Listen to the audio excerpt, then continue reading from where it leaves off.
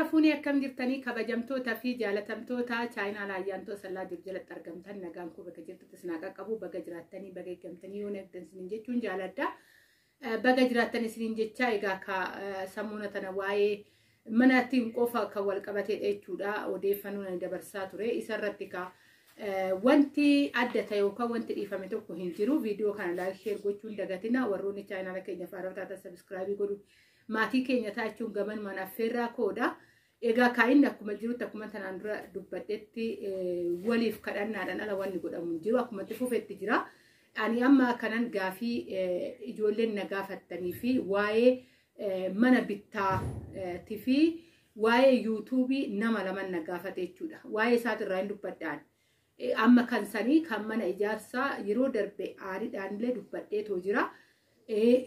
Kanarratti diigaa kanaan wal qabsiisee jechuudha miira gaarii keessa hin jiru gaafii biraallee deebisuu hin dandeenye jechuudha maaliif kan ala jiru haadha koodha kan akka kootii kan garaatti baattuudha kan hoosistuudha kan michootii qabaattee fira gaarii tokkotti deemtee jiraattu miti jechuudha yeroo kana keessa namni mataa ofiitu warra ol dadhabeedha nama dibbaala nama meeqa nama shafuutee mana namaatitti deemtuu miti kanarraan warroonni mana ijaarsa na gaafattanii jirtanii soorii namoota biraa gaafachuu hin dandeessan an amma yeroo kanatti waa'ee mana ijaarsaa waa'ee bulkeetti waa'ee maalota akka mana asallarratti na gaafattu akka dheerarratti na gaafattu keessummeessus gonkumaayyuu hin danda'u jechuudha maaliif sammuun kiyya amma gammachuu akkasitti miti kan qabu garuu amma viidiyoon ani hojjechuuf dirqama ta'ee obboleettiin tokko adaraa rabbii biyyan galeetoo jira ani kanan chaayinaa lakkoofsa achiiti nan banadhe haga sii danda'ame namoota na gargaarutti ibsanaat taasisinaan jette obboleettiin kun jechuudha koomenti jirti waa'ee isaatii fi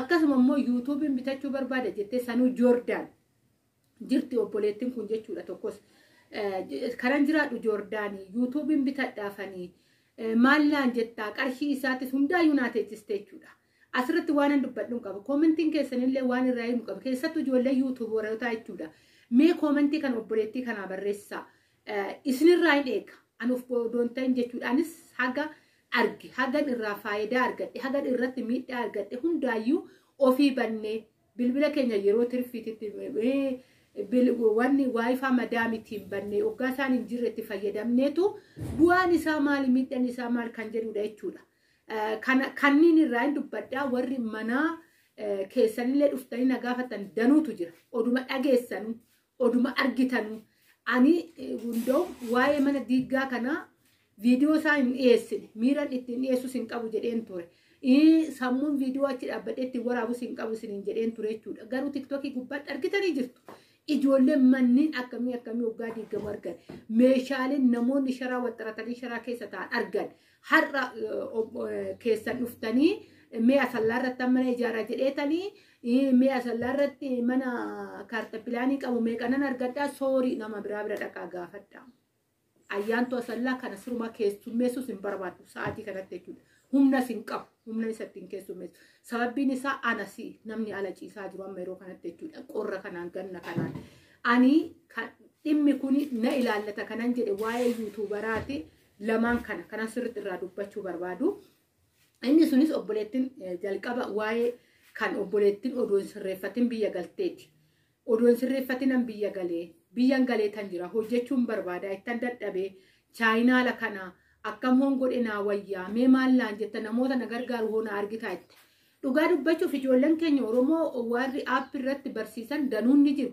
keessan gizee dubbisanii egaa kaan ergan biyya galee dubbisee illee beekoo jechuudha ijoollee warroota aappii irratti hojjetanii yeroon biyya arabaa jiru ijoollee baay'een dubbisaa ture jechuudha ijoolleen keenya warroonni akkasii suni wal dubbisuun barbaadan yookaan namaa deebisuun barbaadan warroonni qomoo biraa wal bira amma adaamuma kana keessatti ijoolleen qomoo biraa ijoollee meeqa wal barbaaddee warroonni chaayinaalii gurguddaa walitti dhufanii tookanii wal guddisaa too jiran guutte ijoolleen amma seera qabaattee too jechuudha gibira gabbaraatu adaamaa kana keessa jiraattu danuun ni jirti namumti wal siquun namsiisu hin jiru ijoollee baay'een ni jirti jechuudha fakkeenyaaf ani akka ijoollee adaamaa kana keessa jiraattee yuutuubii hojjettu keessaa namni mana waggaa 3 baranaa moo waggaa 2 Aashaa inda Kadir bira bicha obboleessi tokko immoo jorraa dhaqee chaayinaali sun akka guddatuuf taasisee jechuudha isa bichaan argan kanan dinqisiifadhu chaayinaala gurguddaan ni jiru ijoolleen adaama keessa ta'anii too hojjetan deebisi namoonni anallee argee ijoolleen gibira qabdu nama ni barbaadan wajjin hojjechuu ni barbaadan ati inni hojjeta ati nama cimtuudha wala si qunnamsiisa jedhee achiin badallee ni jira jechuudha. Haga kana walii geenya sababbiin isaa homaa yeroo bilbilaan wal keessummeessu amneetii miti dhimma walii hin qabnu nuti. Yoo minaalbaata warroonni kun obboleettii kana irratti hojjetu jettan taate jechuudha. Dadhabbiin ishii kun lafan badin hoggaa jettan ta'e warroonni ijoollee aappii kana sirreessuu danda'an hoggaa argitanii dubbisaa akka sirreessisiisaniif ta'a. Nuti hoo wal argine akka waan walirraa keenya san qooddannee walirraa fudhannu odoo ta'uu baanne baay'ee tokko gaariidha. Haga dandeenya homaa miti. Hoo abbaa sun itti milkaa'e keetirraa wanni qannafamee kennamuuf hin jiru. Hoogaan kiyyarraa wanni qannafamee kennamuuf hin jiru. Dhugaan isin jedhan waayifaa kana naannoo kanatti namni amma magaalaa keessatti waayifaa hoggaa namaa hidhe dhibba qarshii hookaan dhibba ji'aawwan akkasii kaffalchiisa. Ani naannoo kanatti abbaan fee hidhatee dhimma ittiin qabu jechuudha. Maaliif ani namni 10 hidhatee namni 5 hidhatee namni 4 hidhatee ogguma kiyyatti dhaabbata. Anis kophaa kiyyatti fayyadameef ogguma kiyyatti dhaabbata. Kana wanni ani beeku jechuudha. Hootti fayyadaman rakkoo maalii qaba? Kanaafuyyuu kana hoon jedhu maal akka fakkeenyaatti fudhadhe obboleettii kana bilis warri gargaaruu dandeessan warri immoo ijoolleen aappii barsiistan intala kana hin gargaartan jettan jechuun ijoolleen akkasii chaayinaala namaan hordofan waan ta'eef ijoolleen keessan erga dhaggeeffattanii keessan dubbisaa gargaaraa jedhanii natti koottaa bilbilli kiyya chaayinaaluma gubbaarra jira bilbila kanaan na dubbisa obboleettii sana walan quunnamsiisa jechuudha haa gargaaramtu chaayinaalli ishii haa socho'uuf itti dadhabaa turte waan ta'eefuyyuu jechuudha.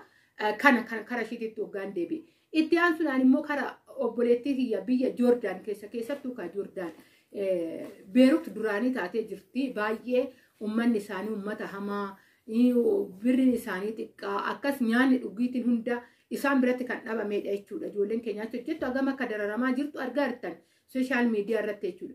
Kanaafuyyuu qarshii kanaan 50 bitadhu naan jedhanii chaayinaaliin kun laayikii baay'eelleen qabu garuu chaayinaalii turaadhaa jette.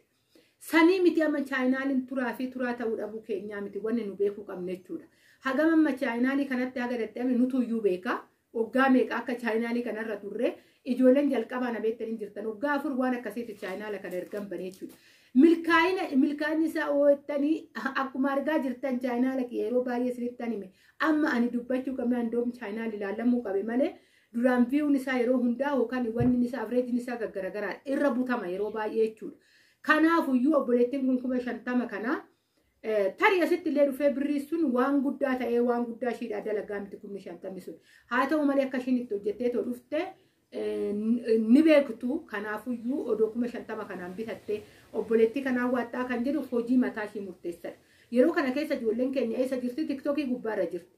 YouTubii baay'ee nama akkam qubnagarii yookaan dhimmamaa nama boru nama ta'uu barbaadu kara kanaan hoggaan irraa baradhe naman ta'a jedhutu keessattuu shamarran keenya yeroo baay'ee guddinaaf tattaaffii warra godhan warra carraaqa waan ta'aniif hordofan malee ijoolleen amma warroon utaalan eessatti argamu TikTok irratti argamu. Kanaafuu obboleettiin tun 50 kanaan hoobittuu hojiin irratti hojjettu ishii dhafan dubbachaa jira. Namoota biraatiif illee namoota akkasiiti. Haa ta'u gatiin ba'eessa tanaan dura 250 200 fa'aa bitaa turte jechuudha ijoolleen keenya chaayinaalii ofii. Mana madaamii keessatti salphaatti wanni ofii hojjetachuu danda'an wallaala irraa kaanii bitaniitti fayyadamaa ture. Waan bitaniif sabiskiraayibii guddaa qabaate waan bitteef ilaalcha gaarii hin qabdu.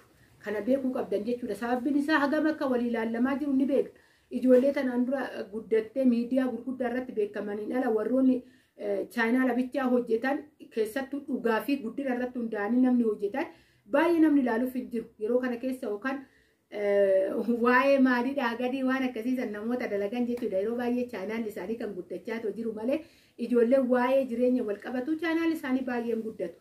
Kanaafuyyuu obboleettiin kunii dura itti ilaali. Hojiin kee maaliin biyyaan galee hojjedha osoo hin ta'inii biyya yoo galan hindoom chaalenjii baay'eetu jira. Ati kara chaayinaala kanaa guddifachuuf yookaan hojjechuuf jechuudha. Sitinaa namni jiru nama hojii dafqee akkana fiigudha. Galgala yoo gale mana ofiisitti fiigudha. Namni waa'ee chaayinaala goggaa hojjette bar ittiin akkana taataa siin jedhee si jajjabeessuuf cinaatti hin argattu. Ofirraa hin ka'ee dubbadha jechuudha. Kanaafuyyuu ati garuu carraaqin kee keessi kee hagamidha. Yeroo baay'ee miira gaarii keessa jirra gaafa biyya arabaa jiru. Yoon galee akkas taana yoon galee akkana taana garuu gaafa galle haalli akkasitti nuuf hin taa'u jechuudha. Bituun dura ani godoo wanti chaalenjii fee biyya keessatti naquunnamee dhaabbadhee irratti hojjechuu danda'a. Bootan kaameraa kiyyaa mijataadha. Bakka adda addaa keessatti deemee hojjedha. Yookaan immoo hojii kiyya irratti hundaa'ee xiyyeeffannaa hojii kiyyaatiin wal qabatee irratti sirriitti hojjedhee ittiin milkaa'uu danda'a kan jedhu itti yaadi. Birriin kunoo taa'ee siidhalellee siif faayidaa qaba. Tarii achi taa'ee asitti biyya keessatti ittiin hojjedhu jedhee sin gorsu jechuudhaan nama kamiinuyyuu yoo tarii minaalbaata abbaa manaa kee ijoollee irraa qabaatte hinna ijoollee ofii ittiin hojjetu jettee too itti ergitee dhalatti waan kana biraa ittiin hojjedhee biyya achi taa'etan biyya keessatti hojjedhee ittiin jijjiirame jechuun abjuudha jechuudha. Waggaa raftee kaatee abjuu galgal waan bakka raftee isatti dhugaatiitti fakkaatti ol kaatee ati bakkuma san jirta waan akkasiiti. Kanaafuyyuu qarshii kana baasurraa itti dhaabbadhu itti yaadin isin jechuu jaaladha obboleettii kanaan gorsana ni qabu. Kanaadhaan isin jechuu jaaladha obboleewwan koo viidiyoon koo guyyaarraa kana fakkaataa. Waa'ee obboleewwan keenya bakka adda addaatitti mana keessaa baanii too waa'ee mana ho'aa keessaa baanii ganna kanaan meeshaa wajjin rakkachaa jiranii ammallee kadhannaan keessan akkuma itti fufettaa ta'u walii kadhadhaa akka amantii keessaniitiin isiniin jechuun jaaladhaa yaada waggaa qabaattan qiqasoo qabaattan saanduqa koomentii jalatti naa teessisuun dagatina baay'een isin jaaladhaa baay'een isin kabajaa baay'ee.